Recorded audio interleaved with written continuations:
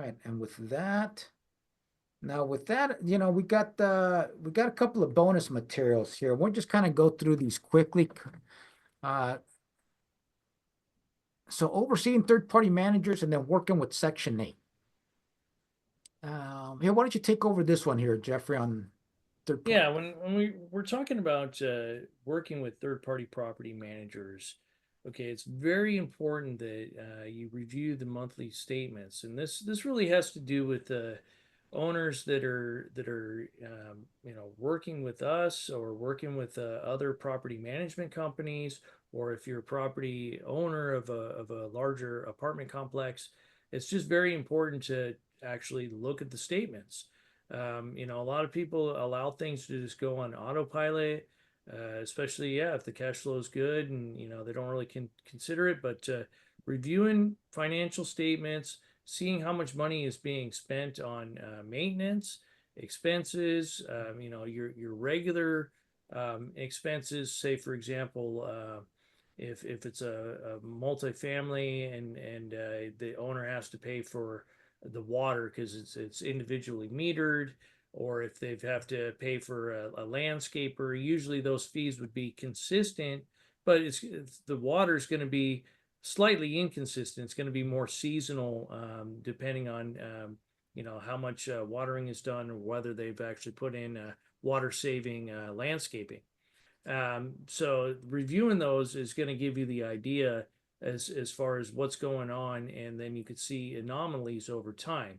And again, with the larger property, reviewing the rent roll, and then seeing if there's any differences, looking for again anomalies with it. Like, okay, if you see a mix of all two-bedroom, one baths with the same square footage, and you've got one rented for say $2,000, and then you've got the rest of them that are at $1,600, then maybe there's like a reason to look at it and say, hey, can we get all the other ones up to $2,000, or is this just an anomaly because of some sort of repair that happened before you bought the place, and or vice versa, if you have like a really low rent and the rest of them are at $2,000, it's like, okay, that's the next one that we want to issue a rent increase notice to, so that you can actually get all of your rents all pretty consistent across the board. And as a third party property manager and as a property owner, being able to look at the rent rolls. So it's like, when you're looking at the rent rolls, but not only looking at it, but comparing it to the market rents in the area for similar apartments. So you could say, hey, Mr. Third Party Property Manager, are you keeping up with the rents? Are you keeping up with the rent increases to match the market rents in the marketplace? Because oftentimes, if a property owner is comfortable, they may say, no, I really don't feel like raising the rents because of XYZ. It's a communication reason. Like, for example, if you have a single family house that's rented for like $6,000 or $8,000, and they're like, yeah, you know what, I'm happy receiving my $6,000 or $8,000 on that.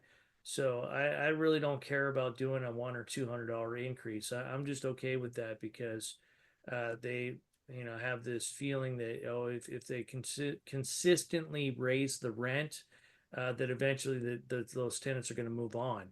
And so that really comes down to the rent roll. When was the last time the rents were raised? And then keeping an eye on expenses, looking at the maintenance costs, if there's any, really for us as property owners and property managers, the main thing's always got to be the structure, the plumbing. Usually plumbing is like really the number one thing to make sure. But then if there's any outdated upgrades, like doing rehabs on the property, usually we try to do that in between the tenants. So like if somebody moves out, then we do an upgrade.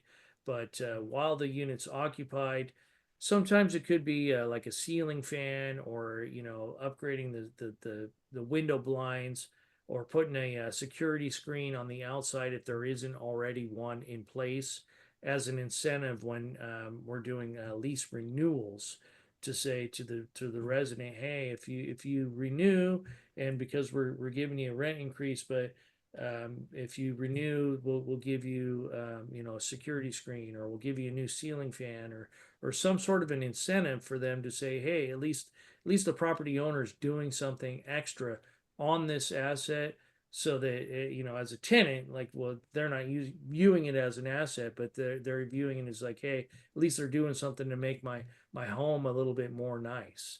And checking up on the property and the staff, that's another thing that you don't want to allow yourself to, like I said, be too much on the autopilot phase. It's like, hey, you know what?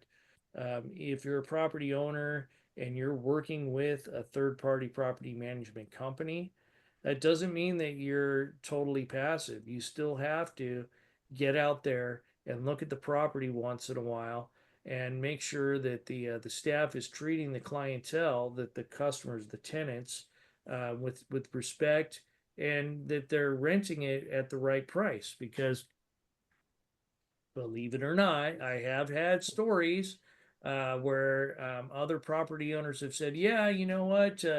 They were renting the property for $800 a month, out here in Texas, and it's like they never raised the rent, and they ask us, hey, what do we think the rent is? And we're telling them, hey, now the market rent's like about $1,150 a month, and they actually do their own, like, mystery shopper type of thing, and come to find out that the property owner, I mean, sorry, the property management company is basically stealing from the owner. They've already got the rents up that high, and they're just 40 on the $800 a month. So that's why it's really important to, as a property owner, to review the rent rolls, and then make sure that, also look at the lease contracts. I mean, as a property owner, you have a right to all the documentation. You have a right to look at all the documentation. And, so you are, as a property owner, able to do an audit on your property management. And, so checking on the property, checking on the staff that's there, asking questions, all of these things are very important when you're working with the third party property management, to make sure that they're treating the property as if it's their own, in the sense of maximizing the rent, but not like stealing money. I mean, that's just the wrong thing to do. But when it comes down to it, as a property owner, it's always a good idea just to verify these things, because there's a lot of good property management companies out there. Most of them are. And, you do have some that are better than others when it comes to maximizing the rent. And, some that get complacent. It's like, oh, I've got my occupancy at 95%. Okay, you're doing great. But then it drops to 90. Okay, now you're just right there. And then if it starts dropping below that, it's like, okay, well, what's wrong? So it really, as a property owner, you don't necessarily need to micromanage it, but it's definitely a good thing to be in there and know what's going on.